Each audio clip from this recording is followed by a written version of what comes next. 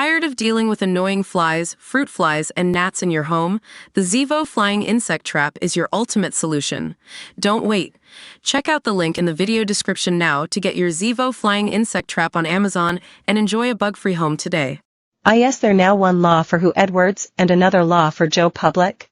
One for celebrities and another one for civilians, as the lovies like to call us little people. How far things have gone became clear recently when our channel on Sunday discovered that a celebrity was under investigation for attempted rape.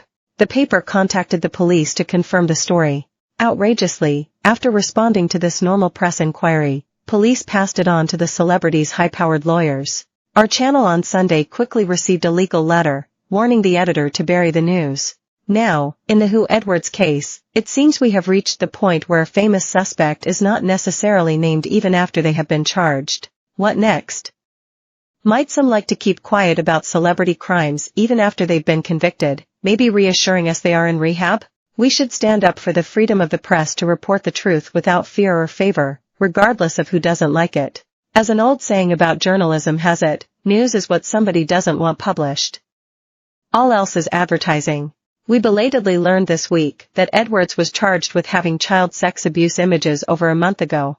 Yet police and prosecutors kept those charges secret until the veteran BBC News presenter appeared in court on Wednesday to plead guilty to 3 counts of making indecent images of children.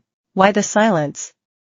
There was an obvious public interest in reporting that the pillar of BBC News, who led national TV coverage of Queen Elizabeth's funeral and the coronation of King Charles, had been charged over child sex abuse images on June 26, but the public were kept in the dark. Do we now live in a state where the police get to edit the news? Official police guidelines state that those charged with an offense should always be named unless there is an exceptional and legitimate policing purpose for not doing so, as agreed with the Crown Prosecution Service. The rules even say that police should proactively release the name of anybody charged with a crime of a serious nature. What exceptional reason did the police have for not telling us Edwards had been charged? Apart, that is, from his celebrity status. Perhaps they just don't consider child sex abuse image offenses to be crimes of a sufficiently serious nature?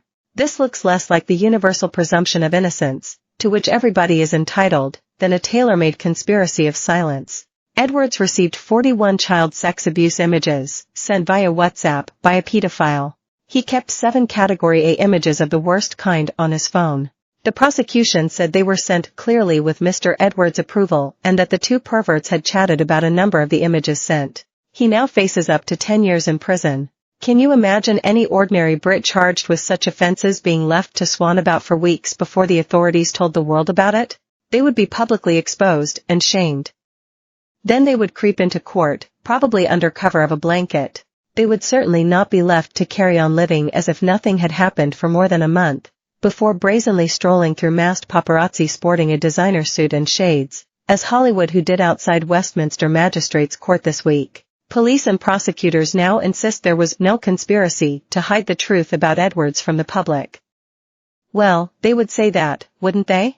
As for our publicly funded broadcaster, BBC bosses now admit that they knew that Edwards was first arrested in November over serious offences, yet they said nothing and continued to pay his full £469,000 salary until he resigned on health grounds in April. As recently as July 23, almost a month after Edwards was charged, BBC chief Tim Davie publicly defended paying the presenter's fat salary, and even giving him a £40,000 rise at the expense of licence fee payers. That was despite Edwards being suspended for most of the year over allegations he paid £35,000 to a young person who sent him explicit pictures. Davie insisted that they had tried to act proportionally, fairly, and navigate this appropriately.